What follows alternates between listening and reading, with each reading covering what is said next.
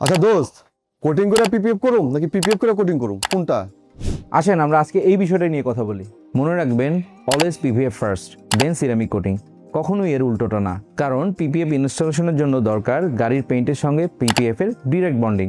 আর যদি আগেই ceramic coating apply করা থাকে সেক্ষেত্রে এই পিপিএফ বসবে না, আর ফলাফল পিপিএফ সহজেই উঠে যাবে এবং প্রোটেকশনও ঠিকমতো পাবেন না।